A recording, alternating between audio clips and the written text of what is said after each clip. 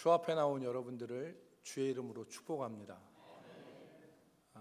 옆에 계신 분은 우리 서로 축복합시다. 주님의 이름으로 축복합니다. 우리 서로 인사하시기 바랍니다.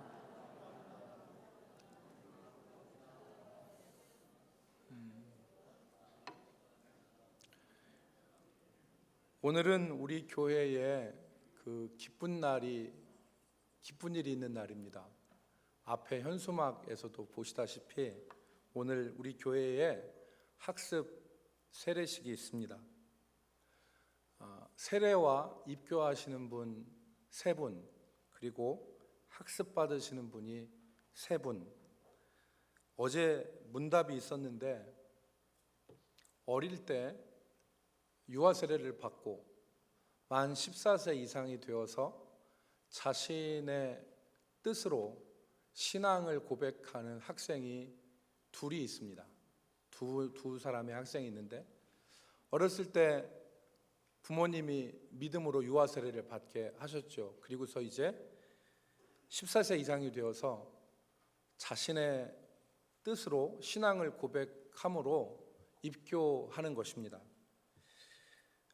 이 두 학생 중에 지금 앉아 있는데, 한 학생은 부모님이 중국 선교사로서 박해 가운데 중국에서 자랐던 학생입니다. 시진핑이 선교사들을 박해해서 지금 지난 한 10여 년 동안에 수많은 선교사들이 다 추방을 당했습니다. 우리 교회에서 협력하시는 선교사님이신데 이번에 완전 철수를 하고 한국으로 나왔습니다. 그래서 그 자녀분이 이번에 우리 교회에서 입교를 하게 되었고요. 다른 한 학생은 어머니가 혼자 우리 주일학교에 나와서, 어릴 때부터 주일학교에 나와서 신앙생활을 했습니다. 그리고 장성에서 어머니가 결혼을 하고 자식을 낳았는데 그 자녀가 이번에 입교를 하게 된 것입니다. 오랜 시간이죠. 그리고 오늘 세례를 받으시는 최재덕 성도님은 부인 권사님과 자녀들을 앞에 먼저 보냈어요.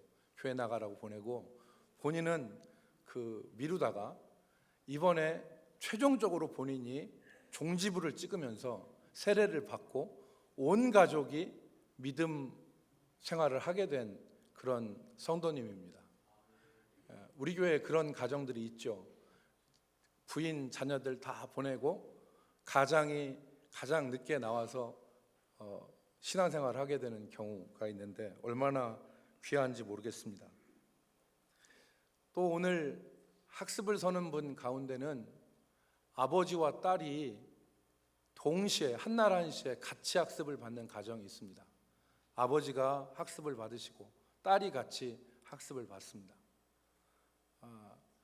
얼마나 귀한지 모릅니다. 이제 6개월 후면, 근데 어제 우리가 장로님들과 함께 문답을 했는데, 여러분 다 학습세례 문답 받으셔서 아시겠지만 학습 받는데 사도신경을 외우는 분들이 많지 않은데, 이 성도님이 사도신경을 다 암송하고 외워서 준비를 하셨더라고요. 저와 우리 장로님들이 큰 이렇게 마음에 감동이 있었어요.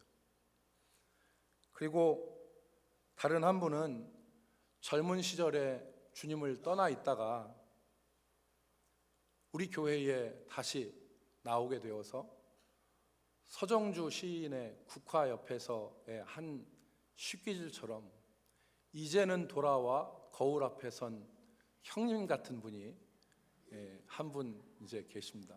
그래서 이번에 학습을 받게 되시게 되었습니다. 이분들 모두가 다 분명한 신앙 고백을 하셨고요. 그리고 믿음의 내용을 잘 이해하고 있었습니다.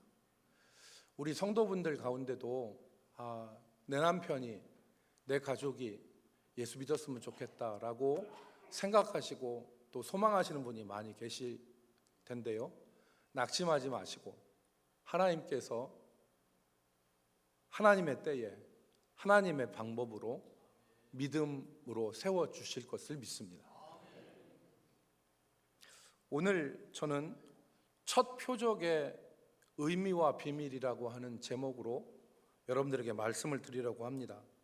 특별히 오늘 학습 세례 받으시는 분들에게 앞으로 신앙생활에 있어서 정말 중요한 것이 무엇인가 하는 것을 말씀을 드리고, 오늘 함께 자리한 우리 성도님들과 함께 이 말씀을 나누고자 합니다. 믿음 생활에 있어서 정말 중요한 것이 무엇이고, 우리 믿음 생활에 있어서 키와 같이 중요한 것이 무엇이냐를 이 시간 같이 말씀을 나누려고 합니다. 첫 번째 우리가 같이 나누고 싶은 것은 첫 번째 표적의 의미에 대해서 같이 말씀을 나누겠습니다. 오늘 우리가 읽은 말씀에 보면 여러분 잘 아시다시피 예수님께서 갈릴리 지방에 가나라고 하는 곳이 있었는데, 여기 혼인잔치 집에 가셔서 행하신 기적을 기록합니다. 잘 아시다시피 물이 변하여서 포도주가 되어진 사건인데요, 예수님께서 공생애를 시작하시면서 그의 어머니와 제자들과 함께 가나에 있는 한 혼인잔치에 참여하게 되셨습니다. 그 즐거움의 자리에서 포도주가 떨어진 거예요. 그러니까 여러분, 제가 이스라엘을 몇 번 왔다 갔다 했는데요, 이스라엘은 우리와 같이 물이 그렇게 맑지 않습니다. 석회질이 굉장히 많아요. 그래서 이 석회질이 많은 물을 직접 마시지 못하기 때문에 발달한 것이 포도주죠. 그래서 이 포도주가 잔치에서 떨어진 것은 잔치의 위기 상황이죠.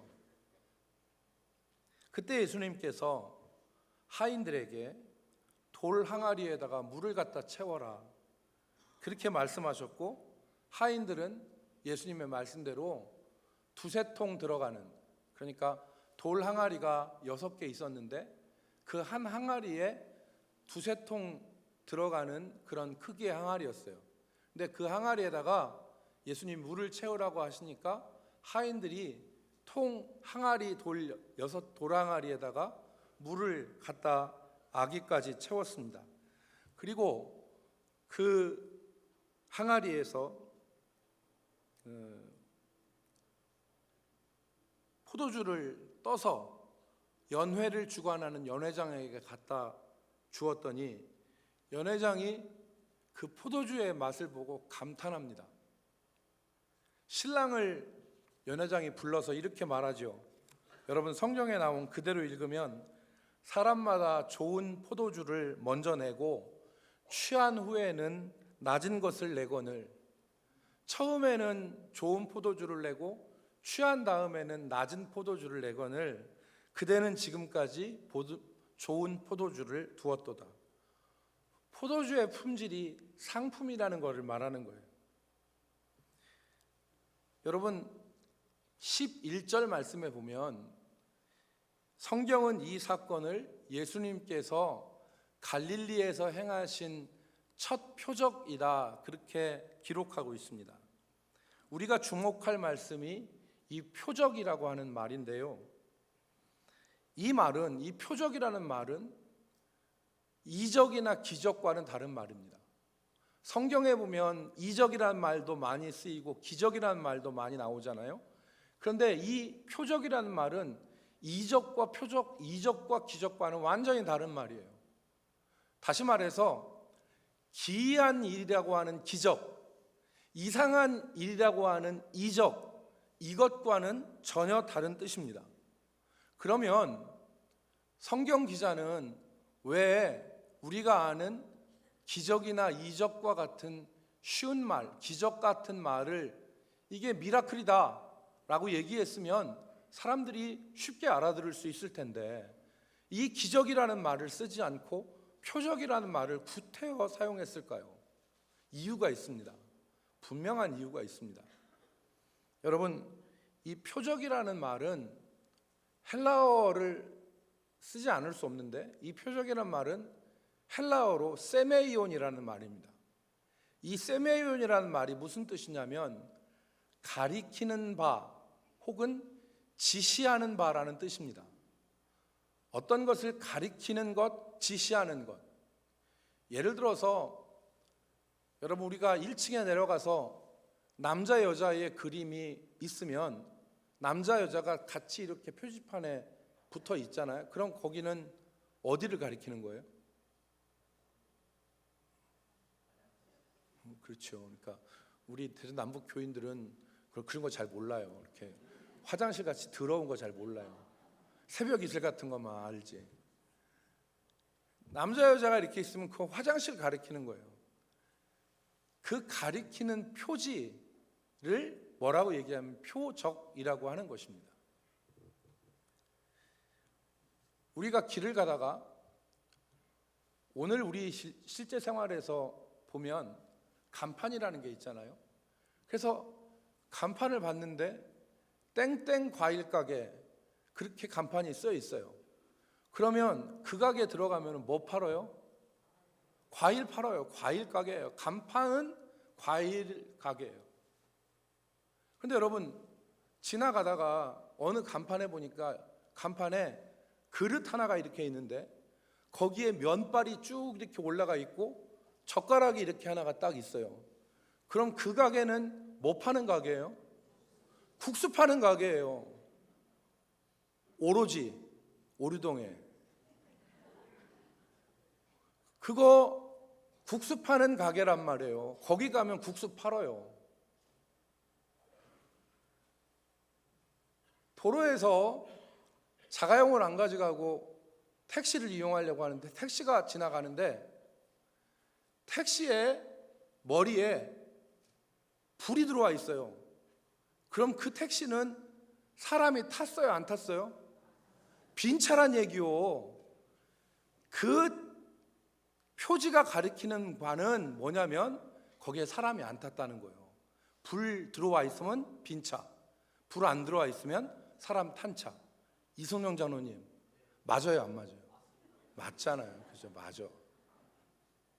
여러분, 어느 가게를 가는데 가게 간판에 헤어샵 이렇게 써 있어요. 그럼 그 가게에 가서는 뭐 만지는 데예요? 머리 만지는 데예요. 그 간판이 뭐냐면 세메이온이라는 뜻이에요. 지시하는 바, 가리키는 바라는 뜻이 세메이온이에요. 영어로는 세메이온을 사인이라고 그렇게 번역을 했어요. 사인, 이게 표지다. 여러분, 그러니까 표적이라는 말은 그 자체가 아니라 다른 것을 가리키는 것이라는 뜻이죠.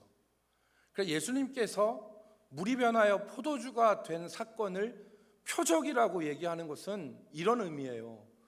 그것 자체가, 물이 변하여 포도주가 되는 것 자체가 중요한 게 아니라 이 사건이 가리키는 바, 지시하는 바, 의미하는 바가 있다는 거예요. 그것이 무엇일까요? 그것은 예수님이 하나님이시라는 거예요. 예수님이 세상을 창조하신 하나님처럼 물을 변하여서 포도주가 되게 할 수 있는 하나님이시라는 것을 가리키는 것이 바로 뭐냐? 물이 변하여 포도주가 된 사건의 의미라는 것이죠. 여러분, 요한복음에는 이 표적이라는 단어가 17번 나와요. 17번 나오는데 17번 모두가 다 제가 말씀드린 의미로 사용되었어요. 여러분, 이번 주간에 요한복음을 읽으면서 표적이라는 말에 동그라미를 쳐보세요. 그리고 그 표적이 제가 말씀드린 대로 그 자체가 아니라 그 사건, 그것을 통해서 다른 것을 지시하는 것의 의미로 사용되어진 것을 확인해 보십시오. 대표적인 구절이 6장 14절인데 요한복음 6장 14절에 표적이라는 말이 나와요. 그 사람들이 예수께서 행하신 이 표적을 보고 말하되 이는 참으로 세상에 오실 그 선지자라 하더라. 이 사람들이 본 표적은 뭐예요? 6장 14절에서 언급한 표적은 여러분과 제가 아는 거예요. 오병이어의 기적이에요.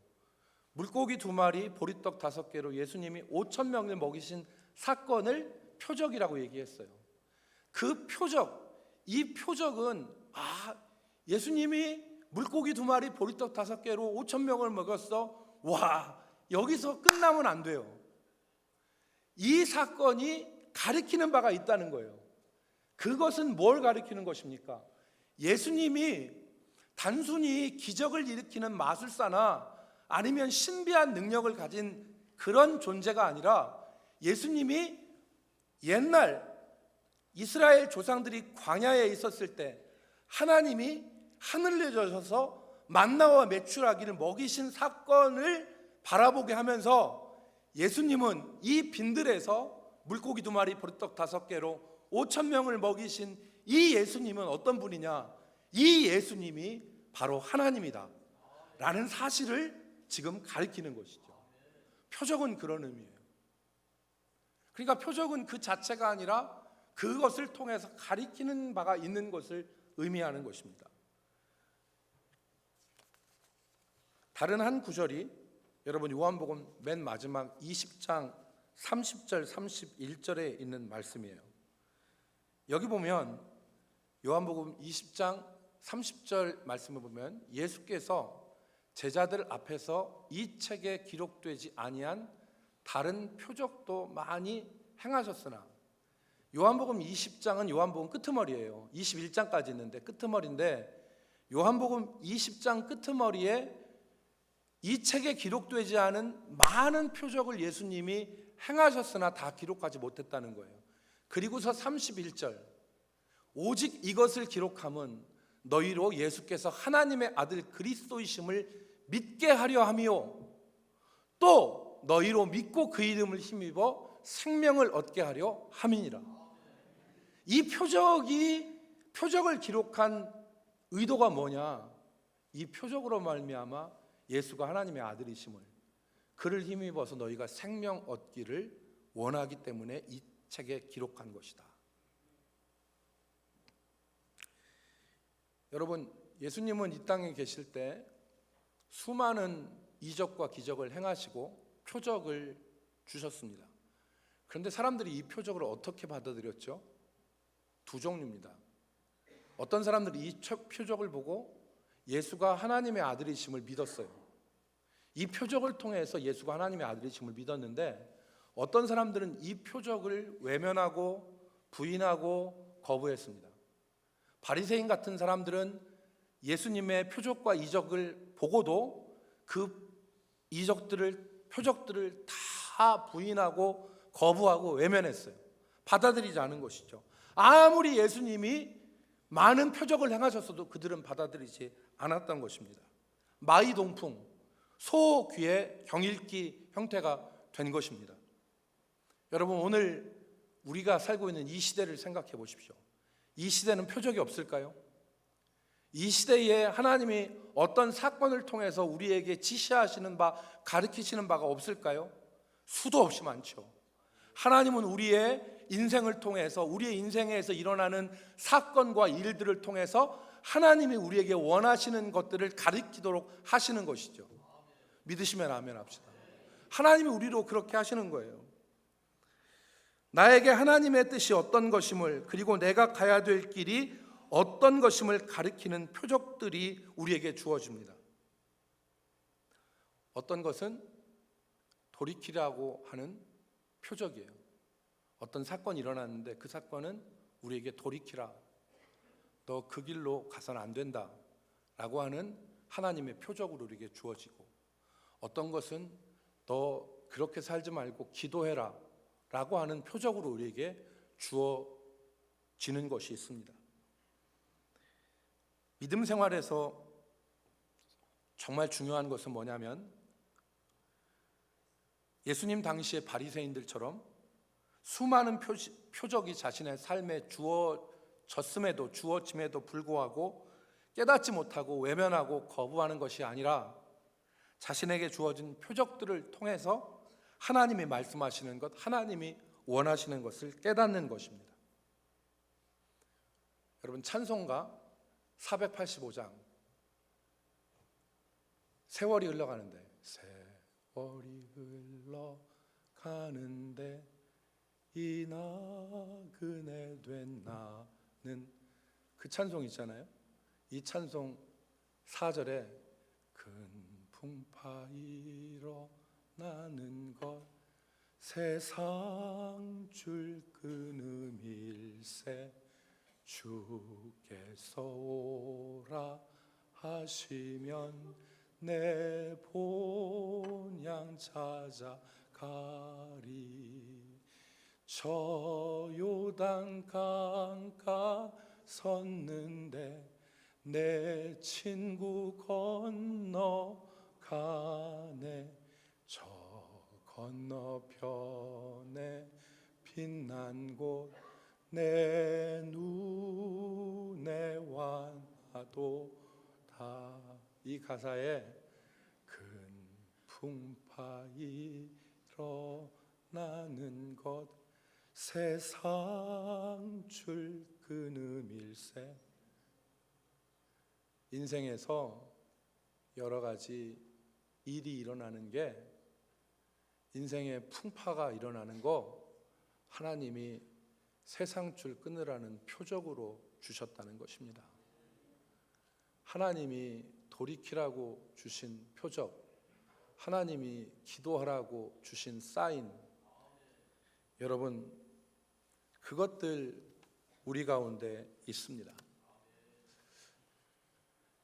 여러분 소설 테스라는 소설이 있잖아요. 토마스 하디라고 하는 사람이 쓴 테스라고 하는 소설의 이 주인공인 토마스 하디가 비천한 주두라고 하는 그런 소설을 마지막에 썼습니다. 이게 비천한 주두가 1995년에 영화화됐어요. 주두라고 하는 영화로.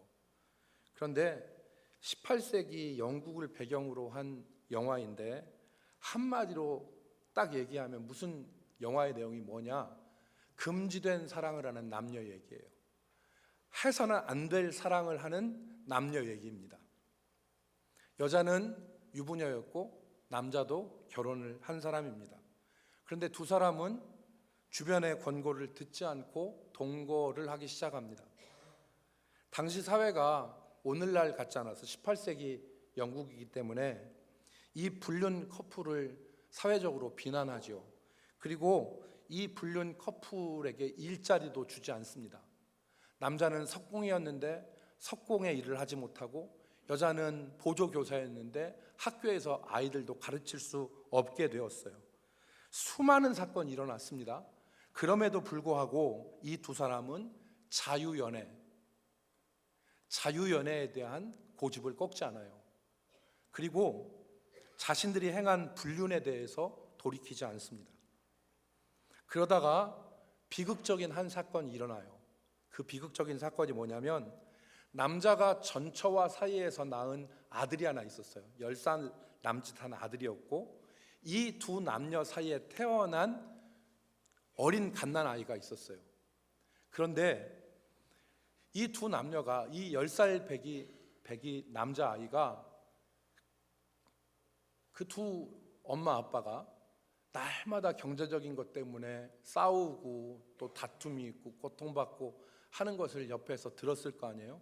그러니까 어느 날 그 엄마 아빠가 일자리를 구하고 먹을 것을 구하러 나간 사이에 이 10살짜리 아이가 자기 동생 갓난아이를 목 졸라 죽여요. 그리고 자기도 목매달아 죽어요.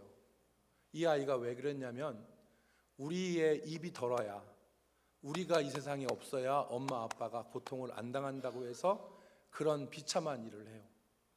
그 일을 겪고 나서 여자 주인공 수라고 하는 사람은 어떻게 생각을 하냐면, 이게 돌이키라는 뜻이다 라고 생각하고 모든 것 다 버리고, 자유연애에 대한 확신도 버리고 불륜을 유지하는 것도 버리고 돌아서서 자기 다리로 돌아가요. 그런데 이 남자 주인공 주두는 자기 남편에게 원래 자리로 돌아가겠다고 하는 이 여자를 붙잡으면서 뭐라고 얘기하냐면, 가지마. 이건 단순한 사고, 액시던트야. 이건 단순한 사고지 여기에다 의미 부여하지 마 라고 붙잡아요. 그러나 여자는 자기 자리로 돌아가요. 토마스 하디가 왜 주드라는 이름 앞에다가 비천한이라는 이름을 형용사를 넣는지, 그래서 원래 제목은 Jude the Obscure라는 제목이 붙어요. 애매한, 어두컴컴한, 불분명한 이런 뜻이죠. 그러니까 이 주드라는 사람이 깨어있지 못한다는 거죠. 하나님이 그렇게 깨닫게 하심에도 불구하고, 표적과 사인을 주심에도 불구하고 깨닫지 못하고 외면하고 부인하는. 사랑하는 성도 여러분, 우리 삶에서 일어나는 사건들은 우연한 것이 없습니다. 하나님이 우리에게 원하시는 것, 하나님의 뜻을 가리키는 표적들일 경우가 많죠. 가만히 여러분, 지금 여러분 삶 가운데에서 일어나는 일들을 헤아려 보십시오. 찬찬히 여러분들 삶 가운데서 일어나는 일들을 헤아려 보시고, 이 사건이 가리키는 바가 무엇인가를 기도하면서 찾아보시기 바랍니다. 몸이 보내오는 신호를 무시하면 큰 대가를 치르지 않습니까? 우리 몸에 이상이 있으면 몸은 우리에게 신호를 보냅니다. 여러분, 우리 뇌 속에 있는 혈관이나 아니면 건강에 이상이 있으면 우리가 한쪽이 연약해지기도 하고 한쪽 시력을 잃기도 하고 그러지 않습니까? 몸이 보내오는 신호가 그 자체가 중요한 게 아니에요. 거기가 가리키는 바가 중요한 것이죠. 그래서 오늘 우리 삶에서 나타나는 현상들 가운데 우리에게 하나님이 지시하시고 하나님이 가리키시는 바가 무엇인지를 우리 깨달아 찾는 것이 믿음 생활의 키입니다. 우리 모든 성도들이 하나님의 뜻을 기억할 수 있기를, 찾기를 주의 이름으로 축복합니다. 두 번째는 이 표적의 비밀입니다. 연회장에게 있어서 물이 변하여 포도주가 된 것은 비밀이었어요. 그 맛 좋은 포도주가 어디서 났는지 전혀 알지 못했지 않습니까? 그러나 성경은 이 비밀을 아는 사람들이 있었다고 그렇게 우리에게 말씀합니다. 누구입니까? 바로 물떠온 하인들입니다. 이 물떠온 하인들은 예수님의 말씀에 순종한 사람들이죠. 예수님이 항아리에 물을 채워라 라고 하니까 그냥 채운 게 아니라 3분의 1 정도만 채우고 채웠다고 얘기한 게 아니라, 또 반 정도 채우고 채웠다고 한 게 아니라 아구까지 물을 갖다 채웠어요. 이것은 온전한 순종을 의미하는 것입니다. 물이 변하여 포도주가 된 기적의 비밀은 온전한 순종에 있었던 것입니다. 마리아가 하인들에게 너희에게 무슨 말씀을 하시든지 그대로 하라고 했는 그 말씀대로 온전하게 순종했던 것이죠.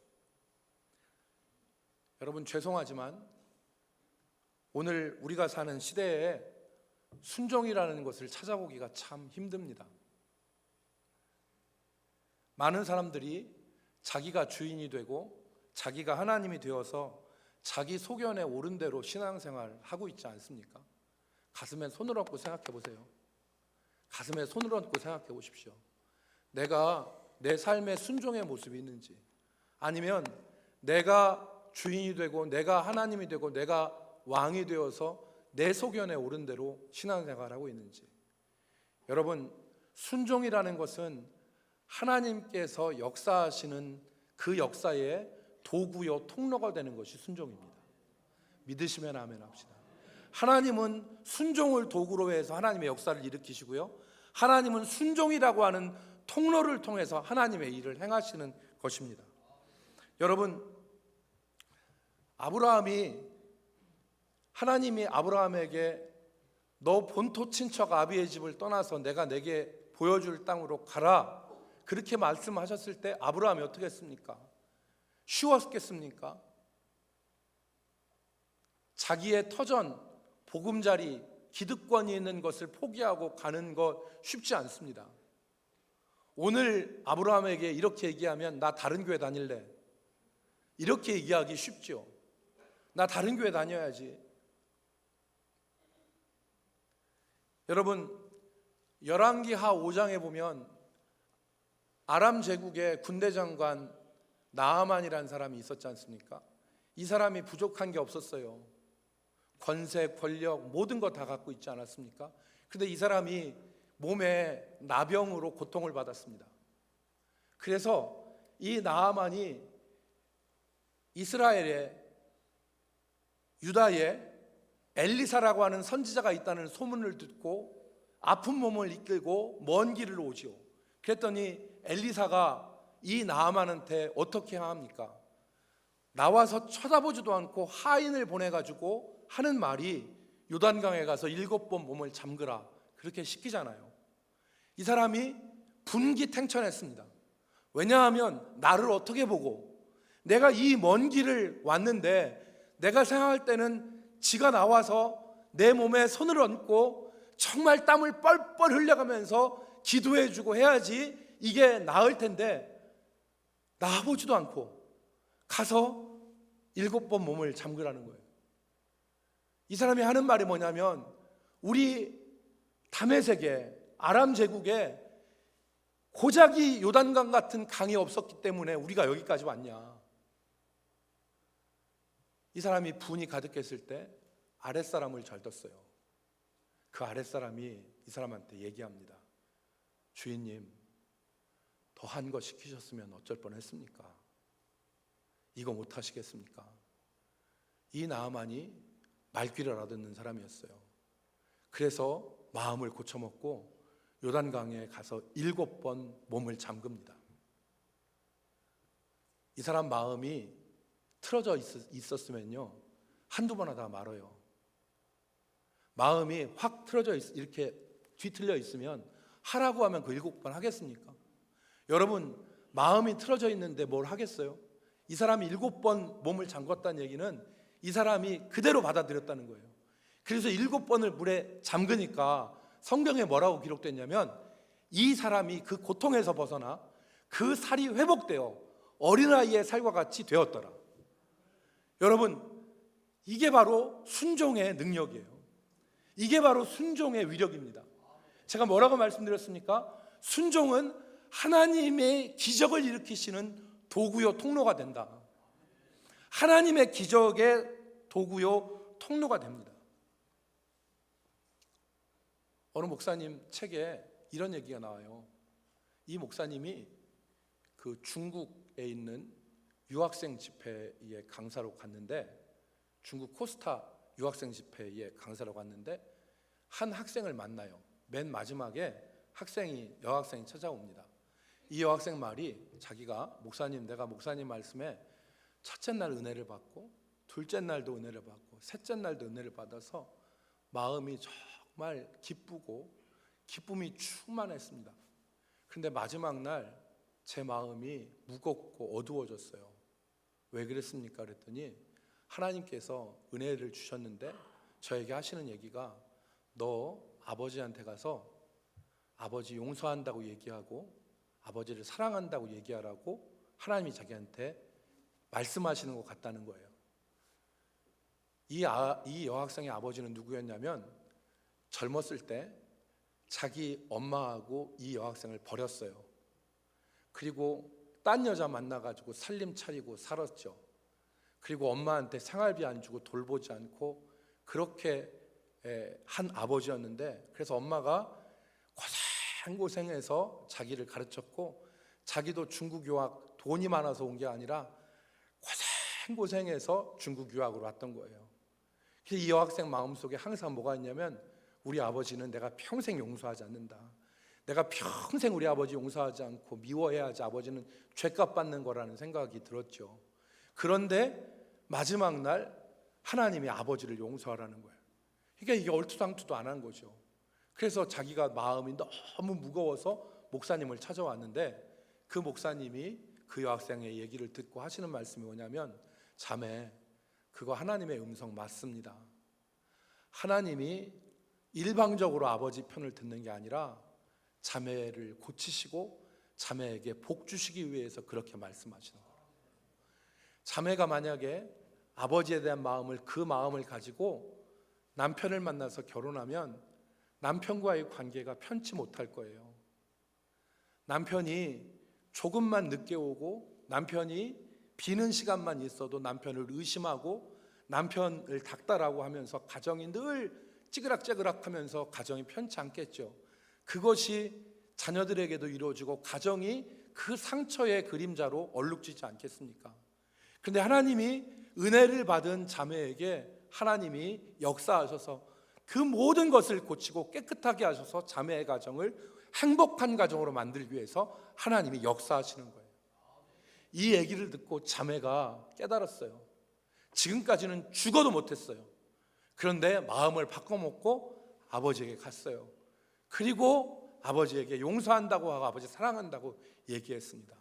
이 자매는 이후에 그 모든 상처에서 벗어났어요. 사랑하는 성도 여러분, 순종하면 하나님의 역사를 봅니다. 순종하는 자들이 믿음의 비밀을 깨닫게 됩니다. 자기가 왕이 되고 자기가 하나님이 되어서 자기 소견에 옳은 대로 행하는 시대에 여러분 진정한 순종의 능력을 경험할 수 있기를 주의 이름으로 축복합니다. 그리고 하나님의 역사를 경험하는 우리 성도들이 되기를 바랍니다. 오늘 첫 번째 표적은 예수가 하나님이라는 사실을 우리에게 깨닫게 하고 그 하나님의 말씀을 통하여서 순종하는 자에게 주시는 비밀, 그리고 순종하는 자를 통하여서 이루시는 하나님의 역사를 깨닫게 하였습니다. 우리 모두가 이 말씀을 붙잡고 믿음 생활에 승리하는 저와 여러분이 되기를 주의 이름으로 축복합니다. 기도하겠습니다. 거룩하신 하나님, 오늘 우리에게 믿음의 비밀과 또 믿음의 역사를 알게 하여 주셔서 주님과 함께 동행하며 하나님의 크신 일들을 바라보고 경험할 수 있는 저희들 되게 하여 주옵소서. 예수님의 이름으로 기도 올리옵나이다. 자, 이제 학습 세례식을